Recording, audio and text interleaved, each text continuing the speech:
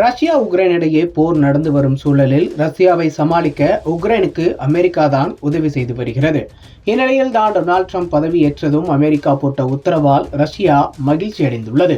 அதோடு உக்ரைனுக்கு இனி அமெரிக்கா ராணுவ உதவிகளை நிறுத்த உள்ளதாக பரபரப்பான தகவல்கள் வெளியாகியுள்ளன. அமெரிக்காவின் புதிய அதிபராக டொனால்ட் ட்ரம்ப் பதவியேற்றுள்ளார். ட்ரம்ப் கையெழுத்திட்ட கோப்பின் அடிப்படையில் அமெரிக்க வெளியுறவுத்துறை அமைச்சகம் சார்பில் அதிரடியாக ஒரு உத்தரவு பிறப்பிக்கப்பட்டுள்ளது.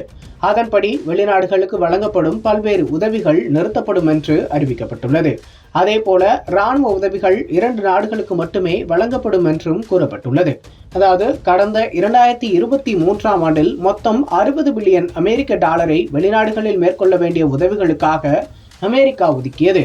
இதனை தான் தற்போது நிறுத்தி வைத்துள்ளது அமெரிக்கா. இதனால் பல நாடுகளில் சுகாதாரம், கல்வி, மேம்பாடு, வேலைக்கான பயிற்சி, பாதுகாப்பு துறை சார்ந்த திட்டங்களுக்கு அமெரிக்காவின் உதவி கிடைக்காது.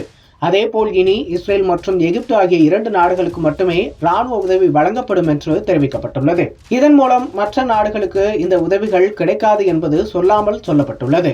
தற்போது ரஷ்யாவின் போரை உக்ரைன் அமெரிக்காவின் நிதி மற்றும் ஆயுத உதவியால் தான் சமாளித்து வருகிறது.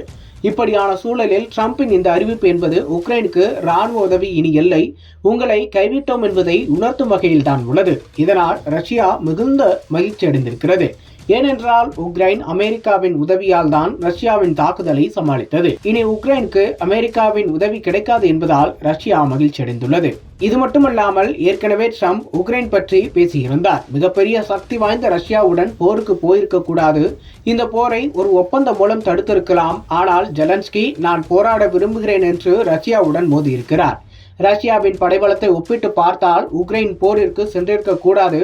2022ஆம் ஆண்டில் நான் அமெரிக்க அதிபராக இருந்திருந்தால் நிச்சயம் உக்ரைன் மீதான ரஷ்யாவின் போரை தடுத்து இருப்பேன் என்று கூறியிருந்தார்.